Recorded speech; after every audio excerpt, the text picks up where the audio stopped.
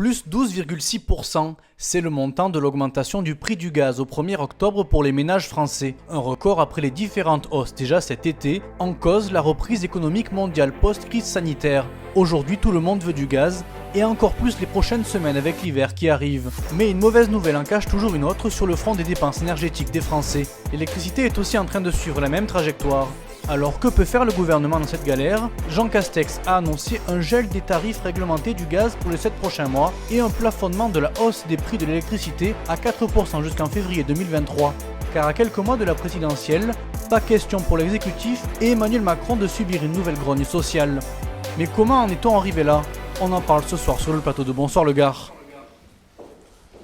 Bonsoir Monsieur Desandré. Bonsoir. Monsieur. Merci beaucoup d'être avec nous sur le plateau de Bonsoir le Gard. On m'a rappelé que vous êtes président de l'UFC Que Choisir à Nîmes. Effectivement, je ne me suis pas trompé. Bruno Rivier est face à vous. Bonsoir Bruno. Merci d'être avec nous. Vous êtes syndicaliste à la CGT, c'est bien ça? Oui, je suis secrétaire général de l'Union départementale CGT du Gard. Parfait. Et vous travaillez dans quel... Je suis cuisinier au centre hospitalier d'Alès. Très bien, parfait. On est ravis aussi que vous soyez avec nous ce soir pour participer à ce débat. Et bien évidemment, notre invité Jérôme Talon, co-référent de La République En Marche, est resté avec nous et va participer également au débat. Coralie, peut-être pour ouvrir le débat, oui. Comment on peut lancer ce débat pour ce soir? Est-ce que par exemple, bonsoir, est-ce que vous pouvez nous expliquer de manière très précise et concise pourquoi on a ces hausses aujourd'hui, notamment de gaz et d'électricité? Alors, il y a tout un tas de raisons à ces augmentations. D'une part, des niveaux de réserve de gaz qui sont faibles, une reprise en Asie qui est importante et qui consomme de l'énergie, donc du gaz. Et puis un autre facteur aussi, c'est qu'il y a pas mal de centrales électriques qui utilisent du charbon, et donc qui rejettent du CO2, et la tonne de CO2 a beaucoup augmenté. Donc les gens ont tendance plutôt à utiliser du gaz que du CO2 qui génère beaucoup plus de rejet de CO2. Et ce qui est rare et cher, du coup. Et ce qui est rare et cher. Et donc il y a une inflation, effectivement, au niveau du prix du gaz, au niveau mondial, c'est vrai. Mais c'est vrai qu'on entend souvent que le nucléaire, c'est un peu notre indépendance et ça nous permet de bénéficier de prix moins Jérôme élevés. Talon est remonté parce que, bien évidemment, le nucléaire, c'est un peu plus compliqué que ça, parce que le nucléaire, effectivement, est une source d'énergie totalement décarbonée. Mais c'est beaucoup plus compliqué parce que il y a eu quand même cette réforme. Et je commence toujours mes interventions sur l'énergie en parlant des directives européennes de 96. Qui ont conduit à la libéralisation du secteur de l'énergie. Et c'est vrai que encore aujourd'hui, vous parlez avec les consommateurs, nous on fait ça tous les jours, les gens, c'est l'électricité EDF, le gaz GDF. Voilà. Tout à fait. Alors que ça a changé depuis quand même pas mal de temps, mais les gens ont encore un certain nombre d'habitudes. Aujourd'hui, effectivement. Alors, il y a une libéralisation. Maintenant, il n'y a plus deux fournisseurs, mais il y en a 30, 40 avec des tarifs en veux-tu, en voilà. 5, 6 tarifs peut-être, ça fait 150 ou 200 tarifs. Comment les gens peuvent s'y retrouver? C'est absolument abominable. C'est pour ça qu'on a mis en place des comparateurs pour aider les consommateurs à essayer d'y voir clair. Voilà. Et donc la conséquence de cette libéralisation, ce sont les directives européennes qui ont été traduites dans le droit français entre les années 2000 et 2010, voilà, avec la création entre autres de la CRE, la Commission de régulation de l'énergie, qui elle définit tous les mois, donne un avis sur le prix de l'énergie. Et notamment du gaz, en particulier. Rivier, alors que le tarif de l'électricité est changé 2 fois par an, à peu près, modifié 2 fois par an. Et l'indexé sur le gaz. Bruno Rivier, voilà, vous avez manifesté aujourd'hui, il y avait une manifestation intersyndicale, bien évidemment autour du pouvoir d'achat, autour de la revalorisation salariale. Quand vous voyez aujourd'hui ces augmentations de gaz, d'électricité, forcément que ça ampute sur le pouvoir d'achat des ménages. Ça impulse le pouvoir d'achat, mais on n'est pas les seuls, la CGT, à dire qu'aujourd'hui, il y a un véritable problème de pouvoir d'achat. Il y a d'autres organisations qui le disent. Il y a les Restos du Cœur, etc., etc. Donc, oui, il y a besoin de revaloriser les salaires dans ce pays. Il n'y a pas d'argent magique. L'argent, il provient du travail des salariés. Et il est temps que les salariés, on puisse leur redonner les richesses qu'ils ont contribué à créer. Donc c'est aussi pour ça qu'on était dans la rue. On considère que les politiques menées aujourd'hui sont toujours envers les plus riches et pas envers ceux qui créent la richesse. On a sûrement un point de désaccord avec monsieur. Juste avant, est-ce que ces hausses, elles sont historiques? Ça fait longtemps qu'on n'a pas connu des hausses comme ça? Depuis le début de l'année, le gaz a pris 60%. Ouais.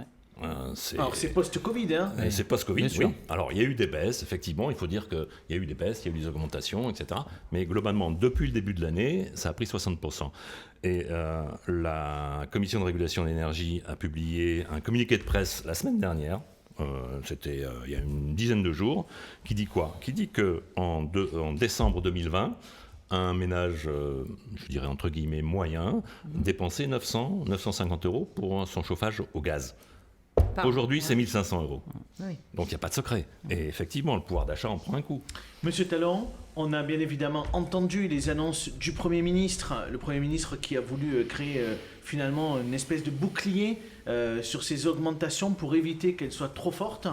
Qu'est-ce que vous pouvez nous en dire par rapport à tout ça ? Le Premier ministre a même aujourd'hui annoncé qu'il ira bien au-delà si effectivement le gaz qu'on annonce à la baisse à partir du mois d'avril, a priori qu'on annoncerait à la baisse, et je dis bien qu'on annoncerait. Ce sera à la baisse parce qu'il faudra meilleur dehors et meilleur dedans. Surtout ça sera à la baisse parce qu'effectivement on aura passé la période la plus compliquée et il devrait y avoir une baisse. Mais il a annoncé clairement que l'État prendrait des mesures à ce moment-là plus fiscales pour le coup pour essayer de limiter. Les mesures qui ont été prises aujourd'hui, c'est pas des baguettes magiques, c'est normal qu'elles soient prises. Il y a un travail qui est à mener et il y a des demandes qui sont faites pour élargir l'assiette du chèque énergie. Le gel, vous l'avez dit, du tarif du gaz et la limitation de l'augmentation du tarif de l'électricité à 4% au lieu de 12,6% en jouant sur le côté sur le levier fiscal. Monsieur Desandré. Et je rappelle, Oui. je termine pour juste terminer Oui, là-dessus. je vous en prie. Si aujourd'hui, justement, ce problème-là est identifié, il n'est pas identifié qu'en France, il faut quand même être très clair, et c'est bien au niveau européen dont on a besoin, évidemment, de mener une politique européenne de l'énergie pour qu'on arrive à réguler plus tard les augmentations. Parce que le problème qui se passe, c'est qu'on ne peut pas satisfaire en France de certaines augmentations en restant toujours le prix le plus bas en Europe. Parce qu'il faut quand même rappeler qu'en Europe, le prix de l'électricité est le plus bas. Les autres pays ont des prix bien plus chers. C'est un des plus bas, oui, effectivement. Mais tous les réseaux sont interconnectés maintenant. L'objectif initial... C'est pour ça qu'il faut une vraie politique européenne de l'énergie. Il faut une politique effectivement européenne. Mais l'Espagne, par Macron exemple, a baissé les taxes sur l'énergie. Est-ce que c'est les bonnes mesures ? Ce que l'on dit à UFC depuis plusieurs mois, c'est que c'est bien un bouclier, mais nous, ce qu'on propose, c'est un levier fiscal. Et ça fait des mois et des mois qu'on avertit, notamment au niveau de l'Union fédérale à Paris, le gouvernement sur ce problème de gaz, d'électricité, et où on propose non seulement de baisser la TVA de 20 à 5%, parce que c'est un produit de première nécessité, c'est la première chose, c'est le premier levier qu'on peut éventuellement mettre en place. Et surtout, on a lancé une pétition là-dessus pour arrêter d'appliquer de la TVA sur les taxes. Monsieur Rivier, un tiers de l'énergie, un tiers du prix d'énergie, ce sont des taxes. Ce sujet-là est un vrai sujet, C'est un vrai effectivement. sujet. Et ça, c'est un vrai fait sujet, mois et des mois effectivement. qu'on en parle. On a lancé une pétition. Tout à fait.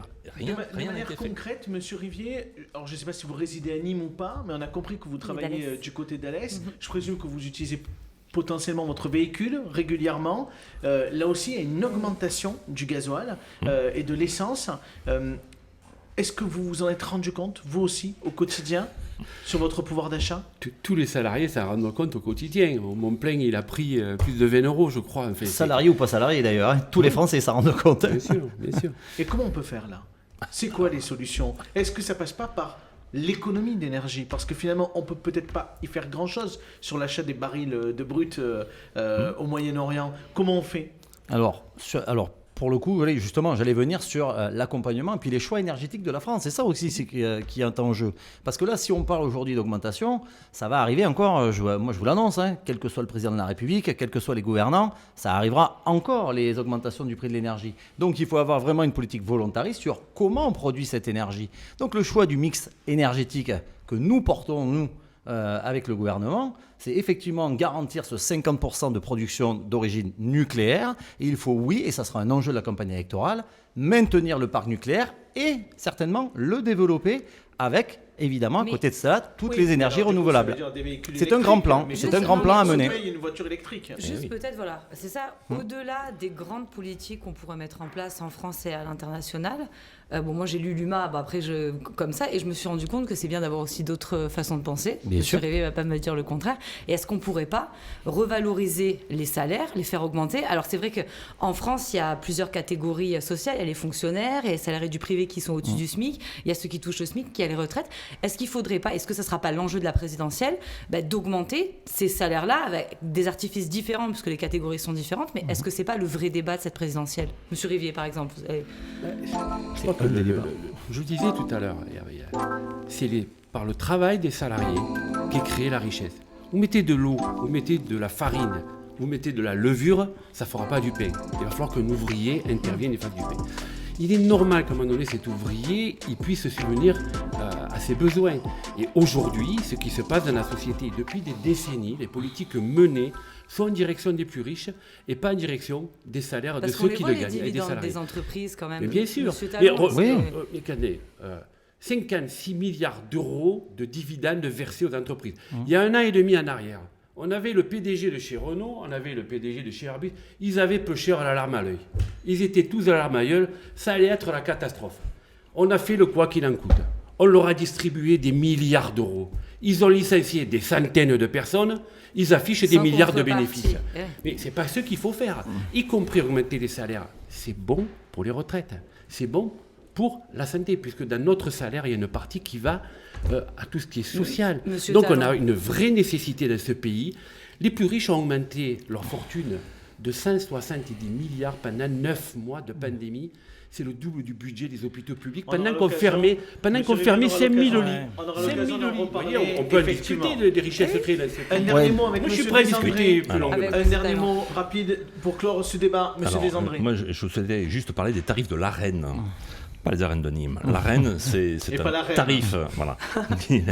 C'est un tarif qui a été mis en place pour donner l'occasion aux fournisseurs alternatifs d'acheter de l'électricité d'origine nucléaire à 42 € le térawattheure.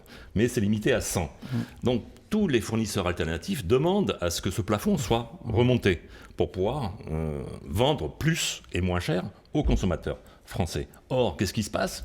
Eh bien, EDF limite ce niveau à 100 TWh et refuse de le monter à 150. Qu'est-ce qui se passe? Eh bien, elle le fait exprès pour pouvoir vendre sur le marché international cette électricité qui a été créée et qui est faite dans les centrales nucléaires payées par la population française.